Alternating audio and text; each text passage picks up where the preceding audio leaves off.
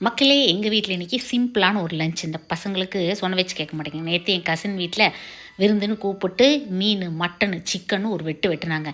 இன்றைக்கி எல்லாத்தையும் போடு பட்டினி, ஒரே ஃபைபராக. இன்றைக்கி என்னென்னா அகத்திப்பூ.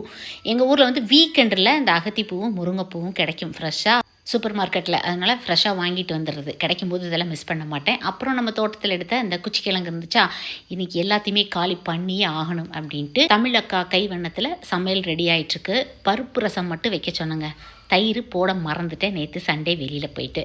கப்பக்கிழங்கு, வெங்காயம், பச்சை மிளகா போட்டு சுருக்குன்னு தாளித்து வச்சுருக்கோம். முருங்கைப்பூ உசிலி சின்ன வெங்காயமெல்லாம் நல்லா வதக்கிட்டு, அகத்திப்பூ கீரை செய்கிற மாதிரியே தான். அகத்தில் இருக்கிற தீ, உள்ளே இருக்கிற அல்சருக்கு ரொம்ப ரொம்ப நல்லது. இந்த அகத்திப்பூ அகத்திக்கீரையில் வாரத்தில் 2 நாள் அட்லீஸ்ட் எடுத்துக்குங்க. தேங்காய் துருவி போட்டால் இறக்குன்னா சும்மா அசத்தலாக இருக்கும். கப்பக்கிழங்கு, அகத்திப்பூ பொரியல், முருங்கைப்பூ உசிலி, பருப்பு ரசத்துக்கு கவுனி அரிசி சாதம். இதுதான் எங்கள் வீட்டில் லஞ்ச். Stay healthy.